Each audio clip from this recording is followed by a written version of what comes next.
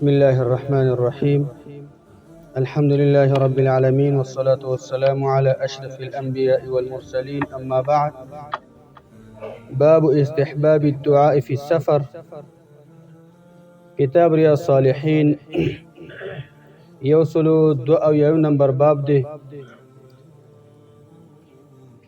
باب دی په باره د دې کې چې په سفر کې دعا کول دا مستحب عمل دی، او په سفر کې دعا دا ډیره زیاته ښایسته قبلیږي.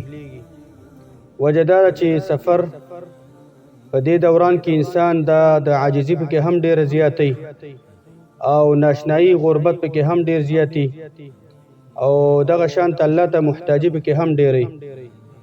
څومره چې یو بنده د محتاجۍ په حالت کې او د خپل ځان د ښکته کولو په حالت کې الله ته دعا کوي، هغه دعا الله ډیره ښایسته قبلوي.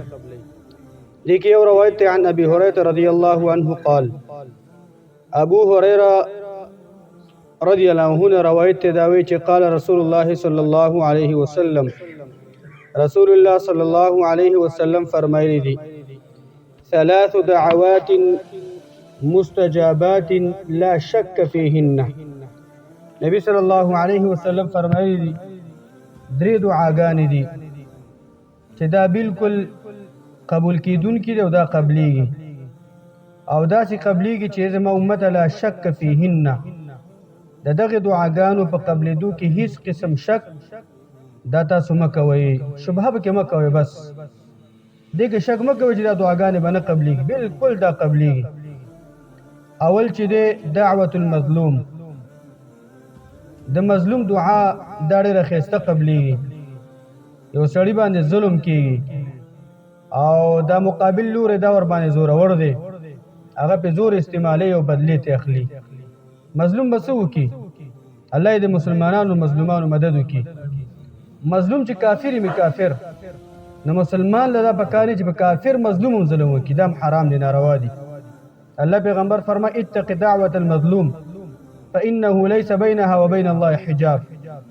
ومنه مسلمان د مظلوم د خیرونو ځان وساته، بالکل د مظلوم د خیرونو ځان وساته. ګوره دا یاد وساته چې د دې مظلوم خیرو د الله په منځ کې هیڅ قسم ګوره پرده نشته او ډایرکټ قبلیږي. دا نن سبا د حالات چې موږ تاسو ګورو، دا زمونږ حالات ولې سر نه نیسي؟ وجه دا ده موږ او تاسو که دا موجوده خلک نه والي کنه زمونږ تاسو مشران دي خیرو والي، ځکه ډیر ظلم شوی دی په دې خاوره باندې، او په دې ملکونو باندې ډیر انتهایی ظلم شوی دی او کیږي هم. امید دې نشته چې دا ظلم ختم شي، خو الله ته سوال کوو چې الله زموږ تاسو فریاد قبول کړي.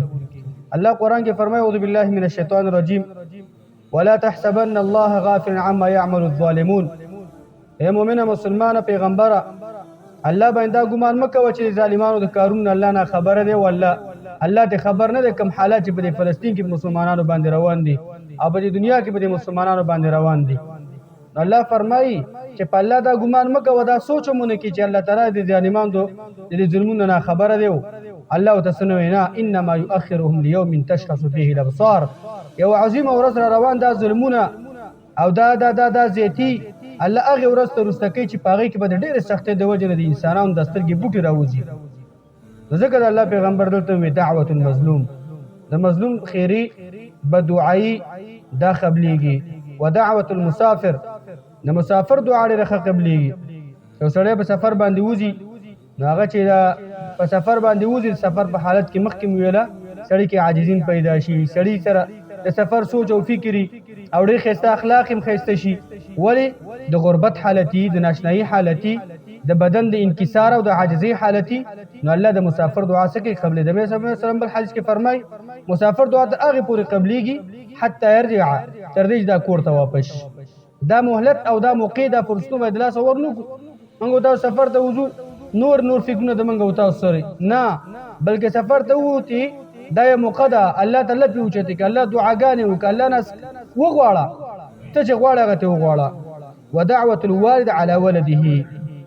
او دریم نمبر چې دی د پلار دعا د بچی، د پلار به دعای د بچی مبارک کې دلته والد ذکر دی، پلار ذکر کې دی کې داخل مورم ده، یعنی د مور او پلار به دعای خپل بچی ته، مور او پلار چې بچی ته خیری وکي بس دغه دعا قبلي وردا به دعای قبلي. نو دا دلته دوه خبرې دي. یوه خبره دا راپېژې کې چې دغه شان ته بچی له دا په کار دی چې د مور او پلار خیری وانخلي، چې څومره کېدلی شي څومره چې کېدلی شي د مور او پلار د حقوقو لا یکلف الله نفس الا وسعها. انسان په خپل وس باندې مکلف دی او دا په خپل دی وس باندې نیولی کېږي. یو سړی ښه وس کېږي مور او پلار باندې خرچه نه کوي، د هغې دوايي غم نه کوي. او یو سړی وس نه کېږي مور او پلار هم کله کله زیاتی وکړي بچی د مرۍ نه راونیسي. دا هم په کار نه ده. هلته هلته هم دا مور او پلار دې ویرېږي دې خبرې نه. دا بچی خو زه دغلته مظلوم شو مور او پلار ظالمان شو. یو سفر کې نبي سلام وتلی او دغه سفر کې د الله پیغمبر یو سړی انصاري صحابي و، خپل دې دغه ته خیرې وکړې، د خپل اوښ ته خیرې وکړې. هغه په اوښ باندې څو راکېنو، نو هغه نه کېناستو، دی لږ په عذابه و هغې ته لعنک الله، الله یې تباه او برباد کړي. اوښ ته دا ویله. د الله پیغمبر چې د الفاظ واورېدل، د الله پیغمبر چا ویله لکه دا خبره چا وکړه؟ نبی اسلام دغه سړي وتله، هغې وتله د الله پیغمبره دا خبره ما وکړه. نو د الله پیغمبر ورته ویله ګوره یاد ساته، روایت د امام مسلم دی، وی لا تدعو، و تاسو هغه اول خو ته ویله ورته د موږ سره مه ملګری کته شی دی نه کوز شی دغې اوښ نه د موږ سره سره هیڅ سړی د موږ سره نه ملګری کېږي. الله پیغمبر داسې خلکو د ملګرتوب نه ګوره براعت اعلان کړو. داسې کسان د موږ سره مجلس کې، داسې کسان د موږ سره په سفر کې دا خلک د نه ملګري دا خیرې چې کې بیځې بیځې. او دا یاد وساتئ، لا تدعوا علی انفسکم، ځانون ته هم خیرې مه کوئ، ولا تدعوا علی اولادکم، بچو ته هم خیرې مه کوئ، ولا تدعوا علی اموالکم، مالون ته هم خیرې مه کوئ. پیسې دې تباه شي او مال دې تباه شي، بزم دې تباه شي. دې سړی داسې ځینې نه، زموږ دا د پښتنو کې اکثر دا عادت دی، ټول په دې باندې ورغلي، دا من خیرو والي. الله پیغمبر فرمایي تاسو بچو ته هم خیرې مه کوئ، ځان ته هم خیرې مه کوئ، مور دغه شان ته خپل مالون ته هم خیرې مه کوئ. وجه څه ده؟ لا توافقوا من الله ساعة، چې تاسو ګوره یو ساعت دی، یو ټیم دی چې په هغې کې ستاسو دا خیرې د الله د قبولوالي سره برابر نشي. ویسأل فیها عطاء، چې په هغې وخت کې سوال وکړه شي، یو کس چې سوال وکړي د یو څه چې الله ماله دا راکړه، نو فیستجیبو لکم، بس تاسو د خیرې به پکې شوي قبولې به شي. ستا د بچي په سر چې دی بیا څونه په ازاد بچي به یې ټوټې ټوټې کړی، خو چې لږ درد ورته ورسېږي ګوره هغه نه شي زغملی، پاتې لا بچی تا نه واخیستلی شي. کاروبار دکان د لسو بودو تاوان موږ او تاسو برداشت نه. او دغه شان شیانو ته هم خیرې کوه، هر څه ته خیرې کوه. دا خیرې ورده دا خیرې قبلېږي. د الله پیغمبر فرمایي لا توافقوا من الله ساعة، ګوره تاسو دا ستاسو د موافقت د هغې وخت سره رانه شي چې په هغې کې به الله سوال قبلوي، فیستجیبو لکم، بس تاسو دا خیرې هم قبولې شي.